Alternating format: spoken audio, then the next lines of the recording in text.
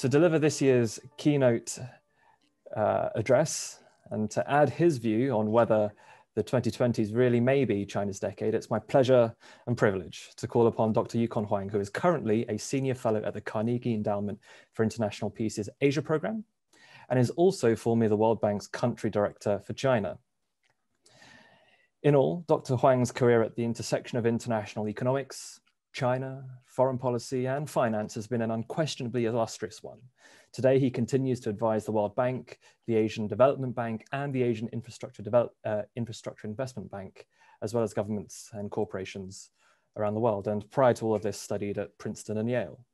So without further ado, Dr. Yukon Huang, the floor is yours if you're out there. I think you are. Thank you, Michael. Can you hear me? Yes, we can. Let me put my slides on the screen here. Perfect. So we're going to talk about whether this will be China's decade. And I'm an economist, so I'm going to be focusing largely on economic aspects. But the economic aspects basically drive foreign policy and global relations. And I want to make the point that China is going to be a great economic power, but how it uses it and whether it can use it in a reassuring way is key to whether this decade will be China's decade. China has not been very successful in using its soft power. It's going to have to basically strengthen goodwill in order to succeed and to become what I call more influential in a global setting. It's, however, been using what I call hard power to influence opinion, to express points. And this is also a major concern globally. So I'm going to cover these 3 points throughout the talk. But let me begin by putting a little bit of a context of what the issue is today. If you go back, let's look at where we are today. And you have the shares of global production of major countries and regions. China's in red, Europe is in green, the US is in blue. So today, 2020, the shares of China, US, Europe, their share of global production is essentially the same, somewhere between 15 and 20%. But you can see that if you go forward, China's share is going to be increasingly larger. And there's no wonder that we have a tension, no wonder we have a potential conflict. When great powers' shares of global production intersect, you get friction and tension. But this tension reflects a process that stems over 200 years. Go back to 1820. China's share of global production was 35%. It fell dramatically to a low of 3% by the time that Deng Xiaoping opened up the economy, and then it has surged. The reason we have tensions today is the speed of China's rise. And that means that the West and China have not been able to form the relationships, the institutions, and the policies to deal with each other. When is the last time that we had what I call economically driven great power conflict? Go back to this circle. It's the Opium Wars. And you can see why the Opium Wars basically occurred essentially around 1840. The rise of Europe, the beginning decline of China. China has massive trade surpluses with Europe, selling Europe porcelain, tea, spices, silk. But China could not find much that it wanted from Europe. So Europe paid for those commodities with silver, and that was becoming financially impossible. So of course, Europe, led by England, found that opium was an attractive product, and that's the Opium War. And that continued for another 30, 40 years. Here's another circle. This is the Boxer Rebellion. China's what I call last fling to sort of like reduce the friction and aggression with the West. And here occurs precisely when America ascension to great power status becomes obvious. European-driven, increasingly being driven by the US. These circles define what I call global tensions driven by economic issues. What has been China's grand strategy over the last 3 decades? Using trade, foreign investment to build global links with countries. China is now the largest trading partner with 124 countries. America second with 74. The Belt and Road Initiative to build strategic relationships, both positive and suspicious from perceptions of Western powers. And lastly, in the last 10 years, technological innovation to escape the middle income trap. The West, United States, and Europe largely see these actions as threatening the international order. Let's look at each of these a little bit. This is the trade relationship, and this is China's trade balance, surpluses and deficits with United States, Europe, the world, non-world, aside from these countries, East Asia here in yellow, major commodity producers in blue. If you go back 20 years, 2000, China does not have any significant trade relationships, either surpluses or deficits with anyone. And then it joins WTO in 2001. And then you can see huge differences emerging. China generates huge surpluses with the West, particularly with America, and this has continued. With Europe, it peaked in the global financial crisis, then it moderated. These surpluses with the West are largely compensated by deficits with East Asia, which is making all the parts and components. That's Japan, South Korea, Taiwan, and later commodity producing countries, oil, minerals. So these deficits largely offset these surpluses. So China's overall balance is actually today relatively imbalanced. The rest of the world is basically insignificant in terms of deficits and surpluses until very recently. And this rising surplus that China is experiencing, largely driven by trade with India. So this is the trade issue. Tensions with the West because they see these large deficits and surpluses. But East Asia, commodity producers benefiting a lot because they have huge surpluses with China. China's building a foreign presence. You go back 15 years ago, China's foreign investment is largely within Asia and a little bit with the rest of the world. Today is broad. It basically has a large foreign direct investment presence, Africa, Latin America, Europe, United States. Asia remains significant, but no longer as dominant as it was 15 years ago. So China's foreign investment presence is getting much, much bigger. The Belt and Road Initiative, corridors with Europe, going through Russia, Central Asia, the Middle East, Southeast Asia. This builds leverage with many countries. It builds suspicions. So this is the problem. China is basically expanding its presence, but it's creating a lot of tensions and suspicions globally. China wants to become more innovative, and I measure it by showing the share of GDP that's going into research and development. So here's China's share over the last 10 or 15, 20 years. Increasingly, it's spending more on research and development. It's spending more than 2%. And this is about the same percent as developed countries, even though China's per capita GDP puts it among middle income countries. So China is spending a lot more to become more innovative, faster than any country we've seen. And this is the norm. This is the normal path for countries. But you can see that China is way above norm, is trying to catch up in terms of innovation. The question then is, how successful has China been with this effort to become more innovative? And let me put up two graphs. This is the share of high-tech manufacturing as a share of your GDP. And over the last 15, 20 years, here's China. Incredibly rapid progress in production of high-tech manufacturing. What's interesting is not just that China's progress is so significant. This is the share of high-tech manufacturing for the 20 other major economies globally. And what's interesting is that their shares, every one of these countries has declined. So no wonder there is a focus on manufacturing, a concern that China is going to dominate the world in terms of high-tech manufacturing. But what about services? Increasingly, services are actually more important. So this is the share of high-value services as a share of GDP. And you can see that over this period of time, China's growth in high-value service is actually relatively modest. It's actually below the trend line for most countries. Whereas the West, particularly Europe, United States, Germany, Japan, their effort has been in high-value services. So what you basically see is a different kind of a pattern.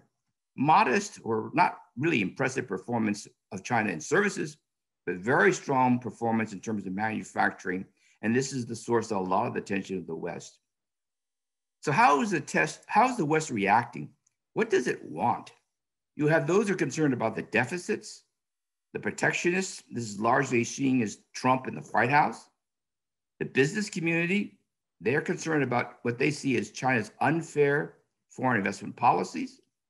The security hawks, however, the foreign policy specialists, the military, they really worry about what I would call a great power battle for technological supremacy. And these three issues, trade, foreign investment policies, great power battle for tech supremacy, security, there's a lot of contradictions, misconceptions here. And let's touch upon these in turn. How significant, how real is the problem of trade deficits? And it's certainly a big issue in the United States.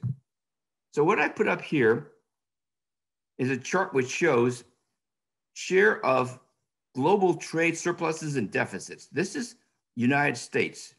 The United States has been running a significant trade deficit for actually 30, 40, 50 years, but it's actually gotten a little bit better, relatively speaking, recently than it was 20, 30 years ago. So in the United States, the major concern is they've been running trade deficits and they're getting very, very large. And the thought is that China is the cause of these deficits. So I've put up here China's surpluses, which are in red here. If you go back to the late 90s, up to about 2004, you can see that China's surpluses are actually minimal. They really don't change. Yet America's deficits are getting huge in a global sense. So the point I want to make here is China's surpluses have nothing to do with America's trade deficits, but most Americans think that China is actually causing it. They actually move in the opposite direction.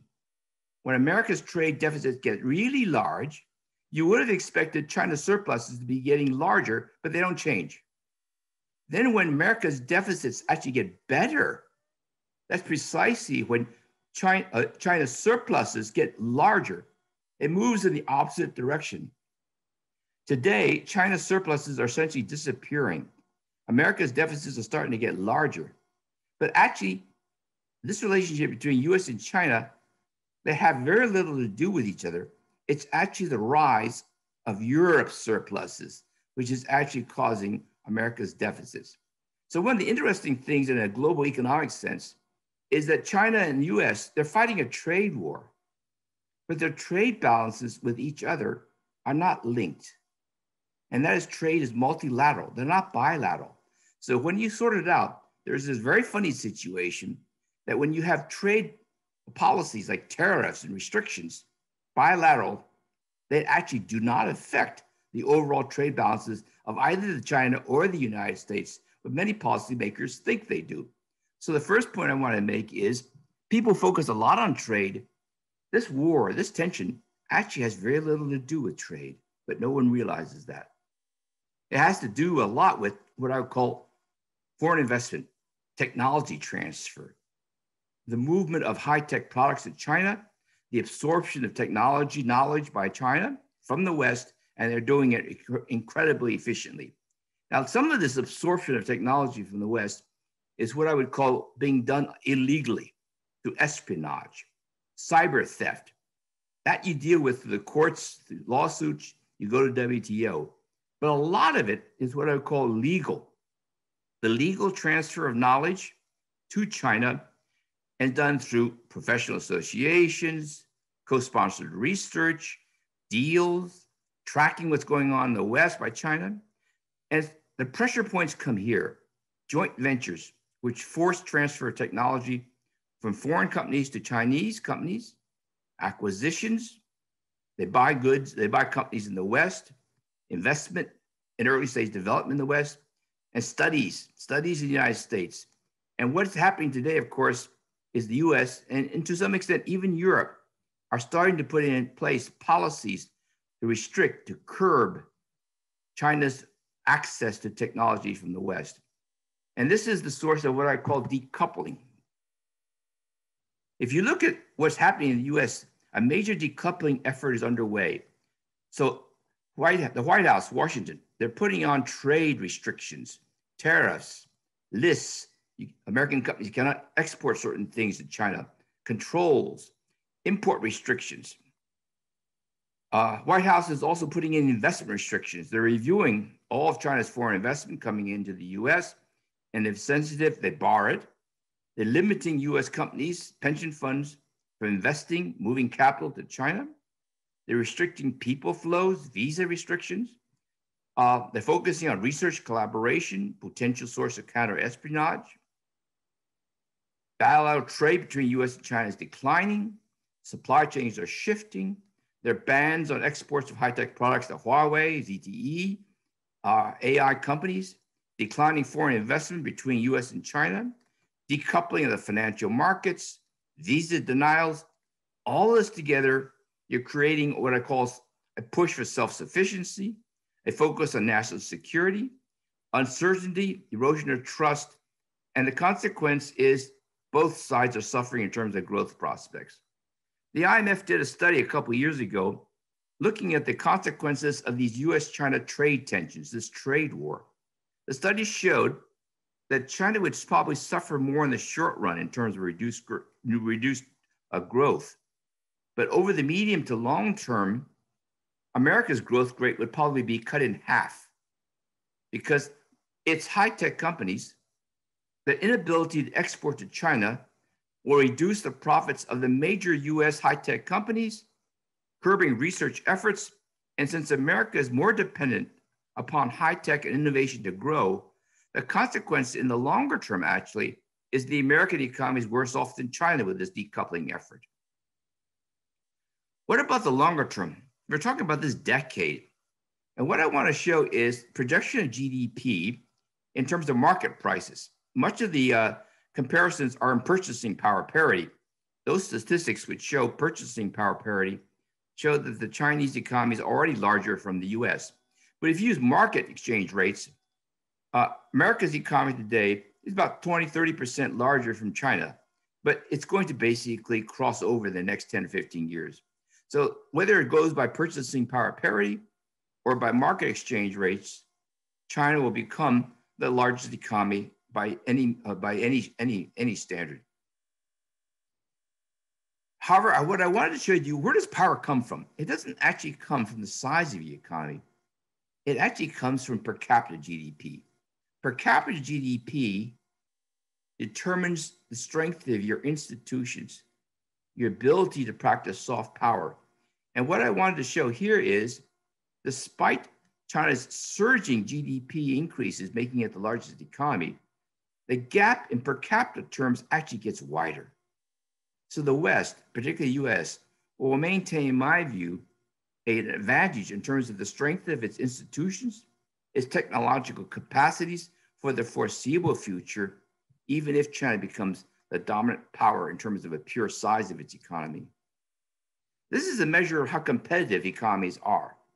Overall, America's ranked number 2 globally in terms of its competitiveness. China's ranked 28. And large major factor explaining this is actually the labor productivity in the US, which is very, very high, and in China, very, very low, and the innovative capacity of the US economy, much, much larger than it is in China.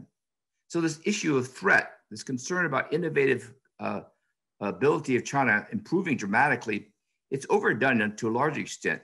It's China's catching up, but it's going to be a long time before it really catches up in a what I call ability to compete in terms of this kind of capacity to innovate or to be able to become what I call a technological dominating global power. There's a lot of discussion about whether there is going to be what I call the Thucydides trap, an inevitable conflict between a rising power, China, and the dominant global power of the United States. And here we're not really talking about military conflict. We're really talking about the ability to sort of like influence opinion, to shape views and standards, to shape opinion. And here, let me show the major concern now today is unfavorable opinions of China. And a lot of it has to do not just with the economy, but with what I call South China Sea tensions, where China is seeing is becoming more aggressive, problems in Hong Kong, Xinjiang, Tibet. All these lead to what I call a Western perception that China is becoming more assertive, it's misbehaving, it's basically becoming more aggressive in terms of human rights. And some would go very, very far that China really wants to actually influence Western systems in terms of democracy, ideology, and culture. And if you look at the Pew surveys of US opinion of China, and blue is unfavorable, red is favorable opinion, it's interesting to note that today, 70% of Americans have an unfavorable view of China. A very small percent have a favorable view. But this wide divergence did not exist 10 years ago. Go back to as recently as 2010, 2012. The bulk of US opinion of China was relatively favorable. Then you have what I call Xi Jinping comes into power. South China Sea tensions become more aggressive. The Belt and Road Initiative gets launched. Views of China become unfavorable in the United States. Trump comes into power. You have this decoupling effort, the trade war. Trump accentuates this. So you have this kind of a cyclical kind of a pattern, very much driven by certain events. And today we have these very strong tensions between the United States and China. But it's also worthwhile noting that this kind of strong tensions, these feelings did not exist 10 years ago. What about Europe? So this is the views of Europe, unfavorable percentage opinions toward China over the last 10 years. What's interesting about Europe, it doesn't have that strong cyclical kind of a pattern that you saw with the United States, because Europe doesn't have what I call this great power competition driving feelings. It's much more driven by other factors. And what is interesting about Europe, if you go back 10 years, there are wide differences among the European countries in terms of the perceptions of China. And the British actually relatively positive. The most negative are really Germany, France. And then British opinion toward China gets increasingly worse over time, and then it leaps up. And of course, a large chunk of this is driven by the Hong Kong tensions. And today, what's interesting about Europe is that opinion across Europe is relatively uniform. It used to be widely different, but now it is relatively similar, broadly unfavorable. So now you have this problem. The West basically has very strong negative views of China, not just in the United States, but broadly shared also within Europe. China's ability to soft power initiatives to address these tensions have largely failed.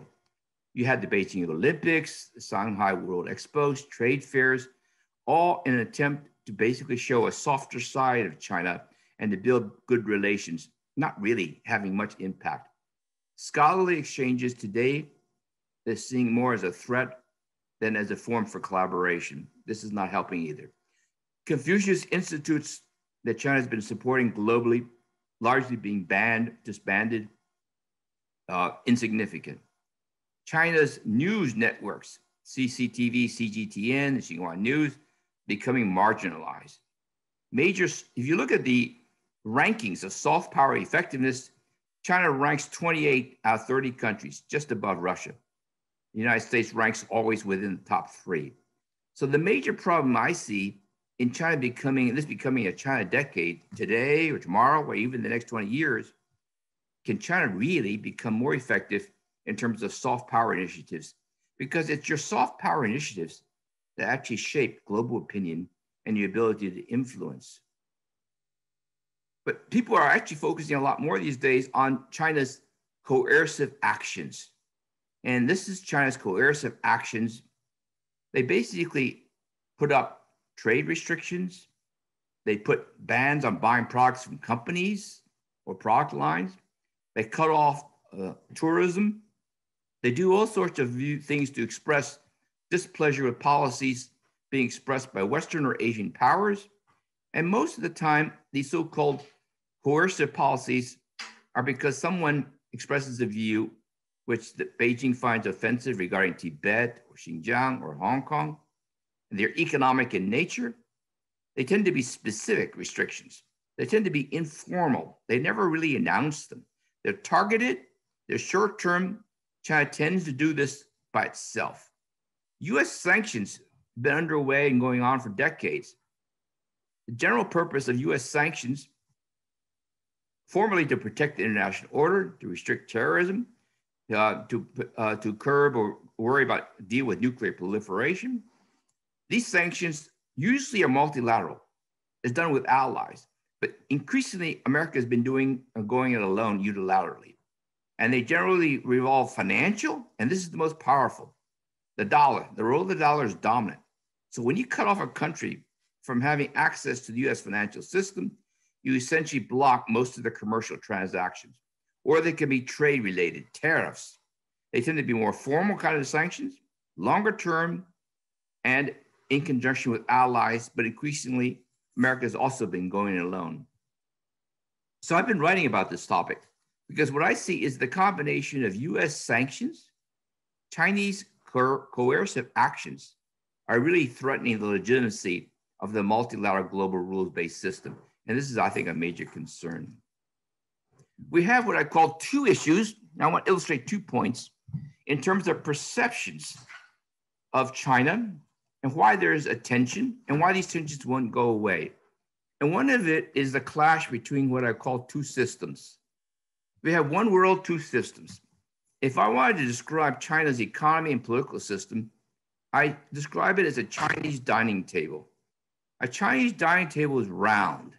Think of the top of this Chinese dining table as the economy, GDP. Chinese dining table has one pillar in the center. It's the party, the government, SOEs, state enterprises, state banks, private companies, but under the authority of the government. This is China's economy. It's unified, coordinated, extremely effective in supporting growth if it's carried out well. The assumption has been in the West that China, its system, would eventually move to what I call a Western system. And it was with WTO, integrating China in the world economy.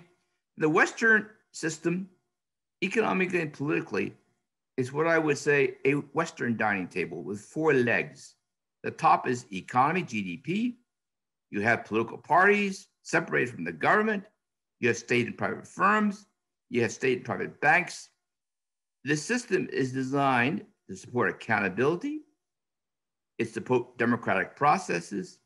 And the big question in terms of dealing with tensions in the coming years, is this Chinese system going to move closer to a Western system? And you have a conflict today because many people, foreign policy experts, basically have concluded that this is not happening. And as long as this doesn't happen, you're going to have this kind of political economic tensions between the West and China. Lastly, I want to put up a diagram which is less well understood, but actually it's very, very important because it explains the nature of the Chinese economic political system and why it's going to be extremely difficult for the West to actually deal with China in terms of reconciling their ideology and how they look at things. And this is what I call China's unique subnational or local governance system. This actually explains the real difference between China and the West. So China, you have these provinces and autonomous regions, and you have Beijing.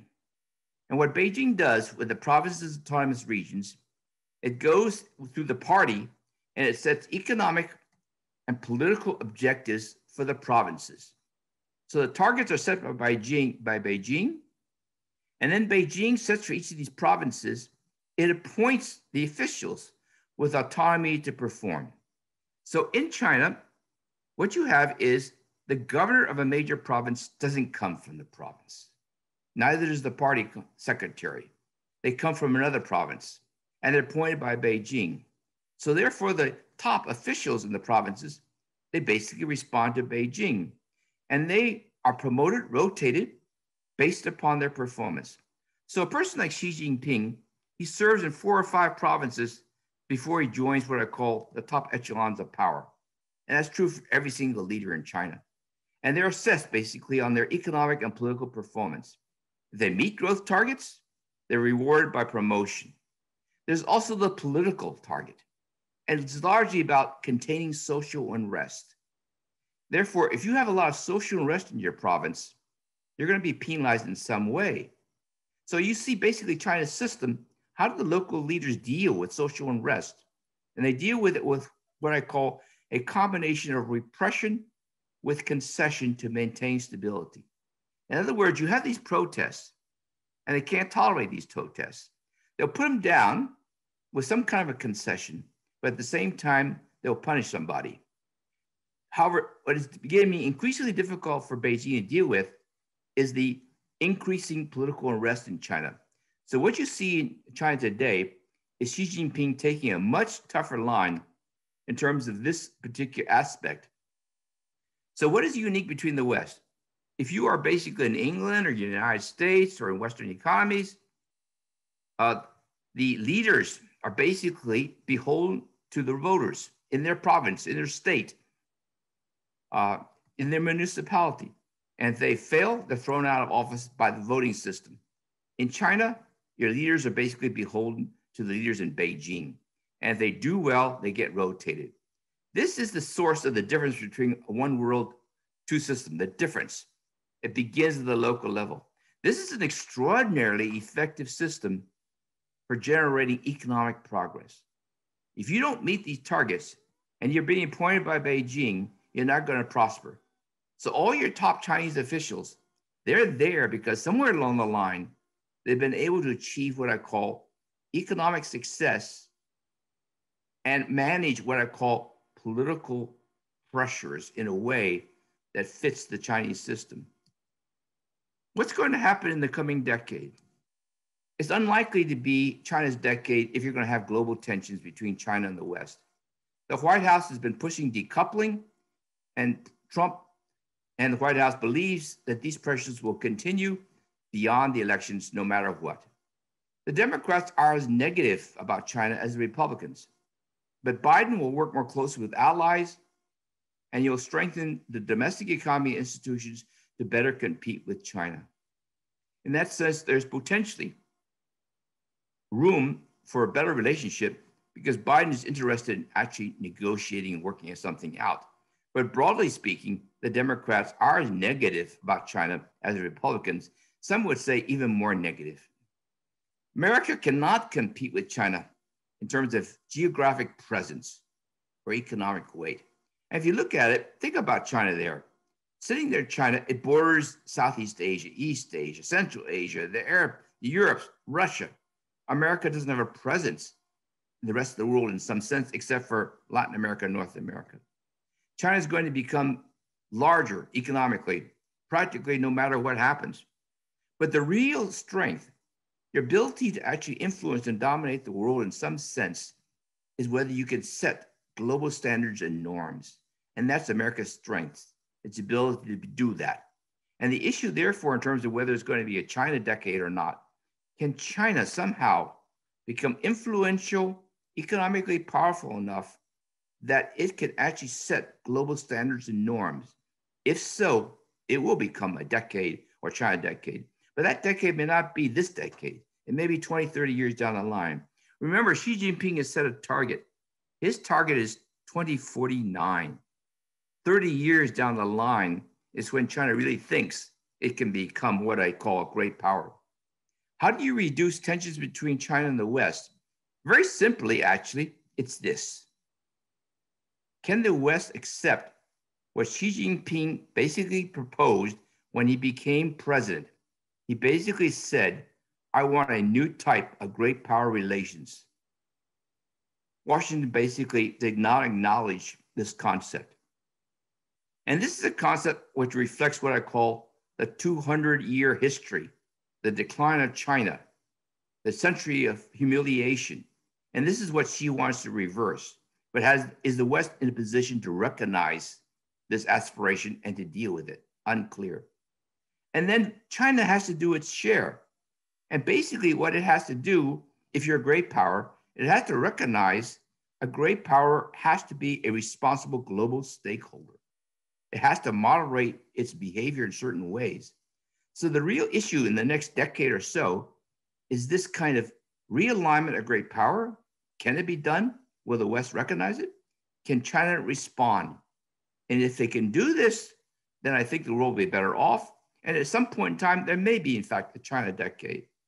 And let me just close with selling my book. I wrote this about a year or two ago. I wrote this when Trump came into power. In my first sentence of my book, I basically say we have a lot of problems coming in with President Trump being elected and Xi Jinping in power. And if we can't resolve this, we're going to have a lot of conflict. So let me stop here and end my show. And Michael, I can take questions from now on. Thanks, Dr. Huang. There we go. There we go.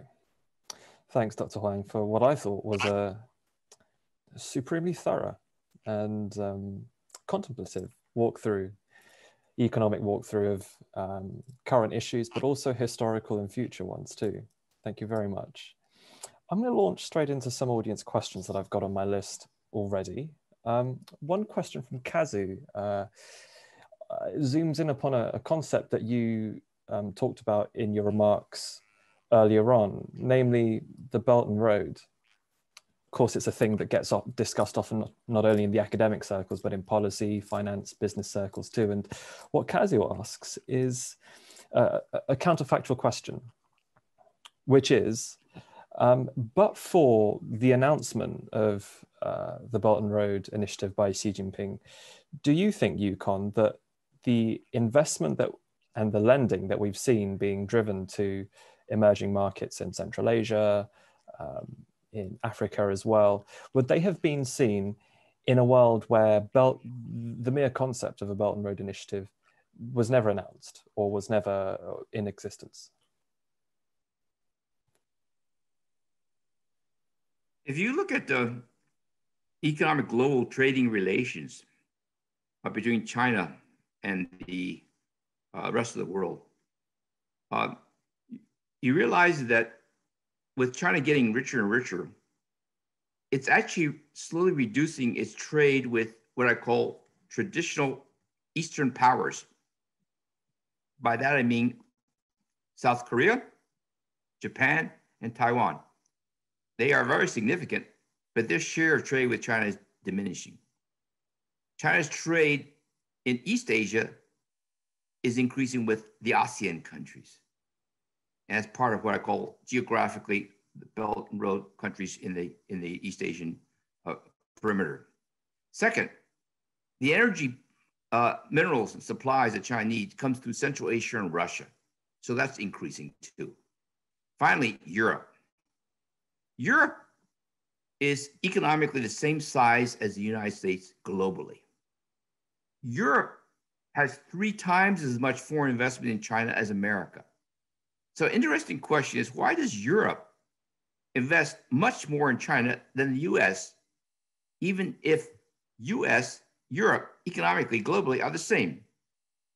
And the interesting issue is because Europe's economic structure is much more complementary to China's than America is. Why is that? What is America exporting? America is basically an agricultural economy plus high-tech services. Okay, so as China gets richer and richer, it can only buy so many soybeans and food grains. Okay, it's high-tech product it wants, and it wants high-tech manufacturing. So here's where Europe steps in. Europe's strength is in high-tech manufacturing. So if you go to the shopping arcades in Beijing and Shanghai, and you look around, 80% of the stores are European. You can hardly find an American store. And you look on the streets, they're all European products, all European cars. Okay? So the interesting thing here is the nature of the structure of the US economy and the European economy are such that Europe is going to be increasingly more connected with China than America is. And then the question is, how do you connect it? The Belt and Road. And then you go through Saudi Arabia, Middle East, et cetera, energy road. So even if you didn't have a so-called formal BRI, the economic forces between China, the rest of the world, essentially reinforce the BRI concept. So the BRI concept makes it more formal, but it would have happened anyway. So then the next question is this good? Well, it is good if these economic forces are being encouraged, because this is a natural progression. Everyone's better off. It becomes a source of tension if strategic political elements are introduced in a largely economic force. This Belt and Road force is economically driven, trade driven, foreign investment driven. But if you put in a lot of strategic intentions, then you create what I call the suspicions that we have, that China wants to export its culture, its ideology. It wants to influence the systems, that is creating a debt trap among countries. And so now what you have is a natural economic kind of connecting that's going on, overfused with a strategic consideration that's become part of the formal system and creating a lot of problems. And then the question is, how is China reacting to this? And the answer is China realizes it's gone too far. It's got to put in place something that's more reassuring.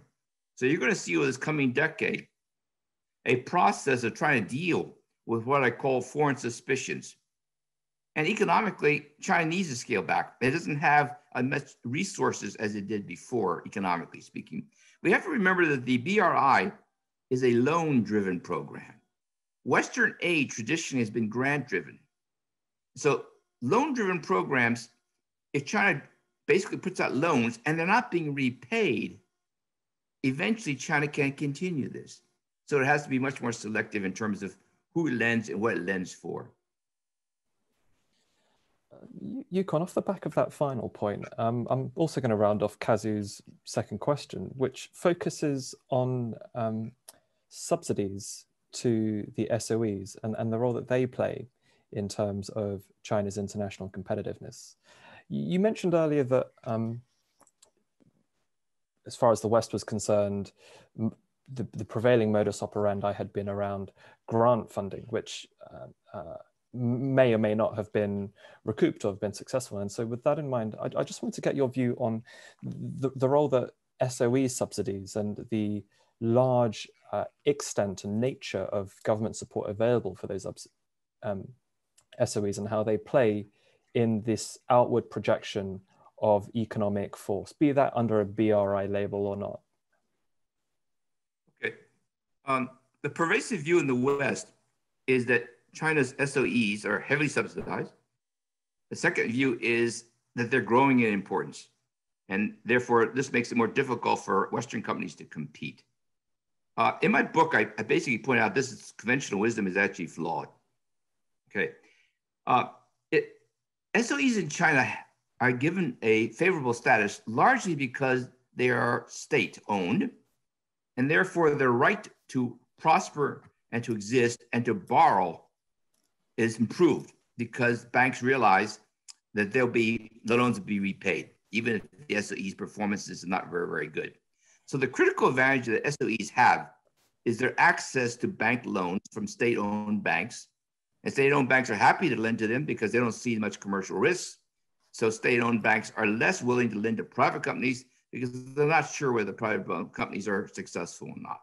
So the subsidy is not so much that they're getting something free. The subsidy is in the fact that they get preferential access because they're seen as protected and it won't go bankrupt. If you actually look at it, the nature of their lending, interest rates in China are actually higher than the West. So these SOEs actually getting loan terms which are higher in terms of interest rates than Western companies are. So that's the subsidy issue. The issue about the rise of SOEs in some sense, there have been many studies which basically say SOEs lending and their investment, their shares of activity seemingly increasing rapidly. And therefore, China is becoming much more SOE dominated in some ways compared to the West. Actually, this is fictitious. It hasn't changed at all. What has happened is the following. Local governments in China can't borrow directly in bond markets or from anyone else. So they create SOEs, and they're called local government financing vehicles. They borrow and they spend this money on infrastructure, building roads and highways and power plants. Because local governments can't borrow, but SOEs can borrow. So what you see today, and it started around 2008 global financial crisis, a surge in the number of SOEs, but these are not what I call what we think SOEs are. These are actually local governments. So the rise of SOEs in China is actually the rise of borrowings of local governments in China. largely for infrastructure, not for commercial purposes. And then when you ask, are they being subsidized? In a way, they are, because local governments are basically need to build roads and do these kinds of things. Now, if you look at this in the West, the same thing happens in the West. Local governments borrow, they get preferential borrowing rates, or they had guarantees so they can borrow at lower rates. So essentially what you see when people talk about SOE subsidies and the rising share of SOEs, you're really talking about the rising role of local governments in China within the Chinese economy. And then I go back to what's happening in the West. Same thing's happening in the West. Governments, the share of governments in the West and economic activity is increasing. But it shows up in China as SOEs, whereas in the West, it shows up as governments. So therefore, when you go into China's statistics and you look at the share of government in GDP, it's extraordinarily low. And that's strange. Here's a communist socialist system. You would expect the government share of revenues and expenditures to be relatively high compared to the market economies of the West. And the answer is, it's way lower. And why is it lower? It shows up as SOEs. So this kind of SOE focus and subsidy thing, much more complicated than we're used to. But most of the people who write about it, I think, get the story wrong. It's really about the rise of local governments in China, rather than the rise of what I call commercial enterprises owned by the state. With that being said then, Yukon, I certainly hope that they're tuning into our conference today. Moving on though, we've talked about the SOEs, we've talked about domestic level support. I want to zoom out a little bit and look at the international system with you for a second.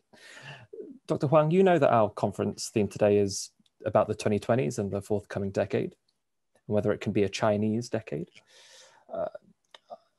I just want to say though, that under the pre-existing Western-led rules-based international order, China has done well. It's seen a preservation of the Communist Party, of its authoritarian governance system. It's also experienced real increases, really substantial increases in its economic prosperity. So with that being said, what I want to ask you today, Dr. Huang, is, in your view, would a forthcoming China's decade be mutually exclusive with the retention or the maintenance of the current international order today? In other words, would we, in a Chinese decade, see a mass proliferation of adherents and adopters of the so-called China model or the Beijing consensus? It's a good question, Michael. Let me point out one thing. First, let me begin by comparing China with Russia, because both Russia and China are seeing as so-called potential threats in the West. Russia is potentially a threat to the global, what I call rule-based system, because Russia's strength and power doesn't require a rules-based global system. It doesn't trade. It doesn't have made significant foreign investment. It doesn't actually have technological relationships with countries or scholarly exchanges as much. Therefore, it behaves in what I call a different kind of a global pattern than China. Now, China does. China is actually what I call a hostage to the global rules-based system. Its strength comes from trade relations with 124 countries where it's a major trading partner. It's the second largest destination for foreign investment globally. It needs a rules-based system. So the tension today is not whether China needs or will support a rules-based system. The answer, it definitely will be. The issue is, will that rules-based system, does it need to be adjusted to reflect what I call issues which it currently can't deal with? The rules-based system today cannot deal with state enterprises and the role of state enterprises. It cannot deal with e-commerce. It cannot deal with technology transfer. We have no rules defining what is fair or unfair technology transfer. Now go back 10 or 15 years ago. How come this was not an issue 10 or 15 years ago? And 10 or 15 years ago, if you go to the WTO rules, there is a clause in there which says advanced countries are obligated to transfer technology to developing countries. Obligated. Okay? The bias was they should be giving it away or selling it away or transferring it away because developing countries getting it will grow faster and that benefits the world. So today we have a funny situation. We're complaining that China gets technology faster and better than any country we've ever seen, and we worry about it becoming a competitor. We didn't have that worry before. So now we have a rule. That rule actually is the opposite of what you hear in the West. The West worries that China's getting technology and it gets it unfairly. And unfair is a judgment. But you think about it, the WTO rule is a judgment, and it says you're obligated actually to support the transfer to developing countries. So we have rules today, but they don't work anymore.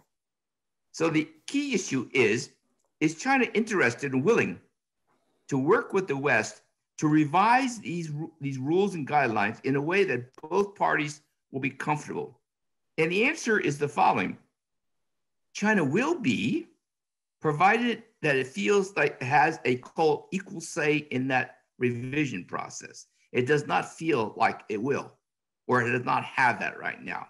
Because right now, if you talk to the Europe and you talk to the United States or Japan about revising the global rules, it's usually like, let's get together, revise it, and then we will somehow deal with China, as opposed to saying, China, we need to revise the global rules.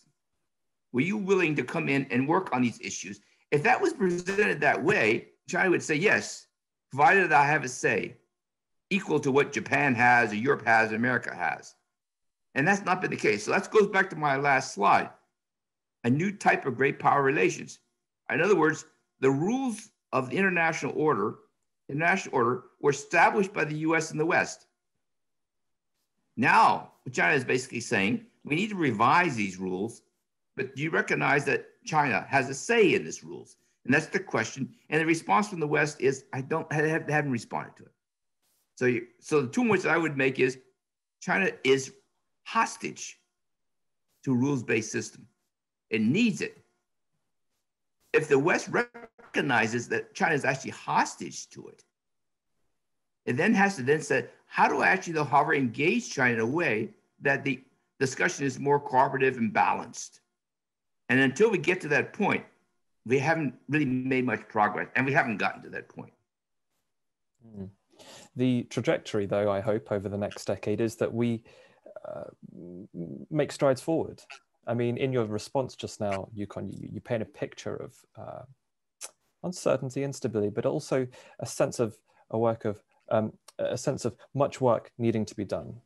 Lots of work needing to be done in terms of kind of cooperating, coming together to amend rules, bringing East and West closer together. And so forgive me for a slightly curveball question that's incoming right now, but you know, Yukon, we've got a lot of people tuning in today who are, if not students, they are imminently about to enter the world of work. And indeed, we've got people in work as well, both young professionals, but also those in senior levels in organizations. Given the bar that you've set for the next decade, what advice would you give to the young China watcher tuning in today to kind of make these things, these concepts, these targets a reality? Well, my assumption is that young China watchers have a more open mind to what's going on in the world. That's the difference between, frankly speaking, people who are beginning their careers and people who are at the close of their career. When I left the World Bank 10 years ago, and I've been working in international issues for 30 years, and I came and joined the Carnegie Endowment in Washington, and I've been working on China for about 8, 9 years by that time. I sat back there and I said to myself, why is it that the views of China in Washington are so different from the views in Beijing? And I found this kind of puzzling. Location really matters. But then when I got into many of these issues, and I said this in my book, I realized that I began with the view that many of the views in the West about China were wrong because they didn't understand China. That's my assumption. Then I realized that many of my own views of China and the world were wrong. And they were wrong because I was locked into an institutional framework like the World Bank or international agencies. And that thinking, in my view, is actually wrong. Okay? So when you get down to this question of how does the young have this tremendous advantage, their minds have not been shaped as much as others with vested interest, either in terms of cultural or ideological philosophies, but key issue, institutional environments. So when I wrote my book, I basically said, I have a problem. I've been working 30 years on global financial international issues. And only now do I realize that much of what I thought about was actually wrong. And why was it wrong? Because I was too shaped by institutional views. So for young China watchers, the key issue, and that's what I say in my book, Conventional Wisdom, most of the conventional wisdom about China is wrong. And that conventional wisdom shapes policies. But young people, they have greater chance of breaking out of that mold and trying to actually figure out what is going on. And just like we were talking about the rules-based international system, we've been using this rules-based international system to sort of like say, to attack China or to see that this is not helpful or something like this. Turn it around to realize this is actually the weapon. China must deal with the rules-based international system. It can only thrive within a rules-based international system. The trick then is, how do you engage China in this discussion in a productive way? Let me just go back to a very clear example. Trans-Pacific Partnership, TPP.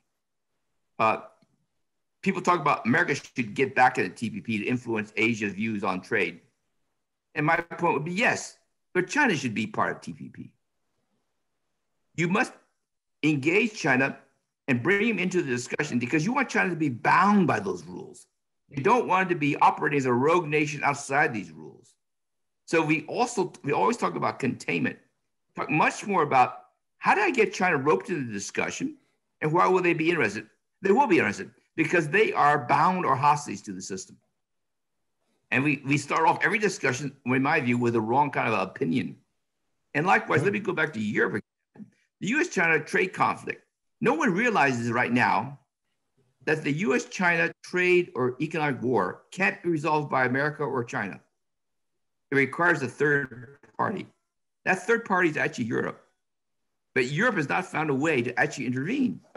So you have, by economic standard, a so-called prisoner's dilemma. Two great powers interacting, they're doing all sorts of things. Everybody's worse off. And they will keep on doing this, and everybody's worse off. And economic theory tells us to solve the problem of the prisoner's dilemma, you have to have a third party. And the key issue is who's that third party? And the answer to that is actually Europe. Then the question is, how does Europe intervene? And of course, it's been derailed by focusing on Brexit, transition in France and Germany. Europe has to realize actually its economic role in China is much greater than any other part of the world, but it actually hasn't been exerting an influence commensurate with that. And then if one goes with that line of reasoning, one then begins to see, I have to actually look at these negotiations quite differently. China has to realize that to solve the problem with America, it needs to reach a deal with Europe. And actually, it's got it reversed. It thinks it needs to reach a deal with America before it gets to deal with Europe. That is certainly some unconventional wisdom there. I'd be surprised if other commentators, other practitioners were espousing this view. But here, Yukon, we explore the ideas to their first principles. And, you know, I can only hope that in Europe, but also among young people joining organizations and looking to have a career in the East-West, US-China space, UK, EU-China space, that they bear these inquisitive thoughts in mind. I've got to apologize to Sarah, Hannah, and Aurori because I'm conscious of time and I'm afraid I won't be able to get to your questions. But I've got to say, Yukon, that was a, well, I mean, what a keynote to end on. I mean, it's in many ways, it's a shame that we couldn't be here to chat it away with a drink in hand, but this has been certainly a thought-provoking and compelling tour de force all the same. So I want to thank you, Yukon. Before I, however, close the conference, I'm conscious that in time-honored fashion today, we've been doing before and after polls, and I'm keen on ensuring that stays true towards the end. So members of the audience, if I could just ask for your indulgence one more time. I'm going to bring up the poll again with our 3 bellwether questions. Stand by.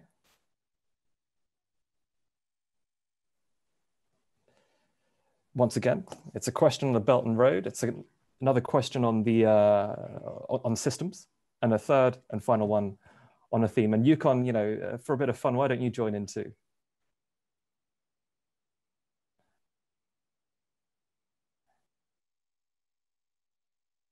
Seeing some pretty serious engagement here. 20% of you have voted, and okay. Contrary to what you said, Yukon, I'm seeing around 45, nearly 50% of people still thinking that the 2020s will likely be China's decade.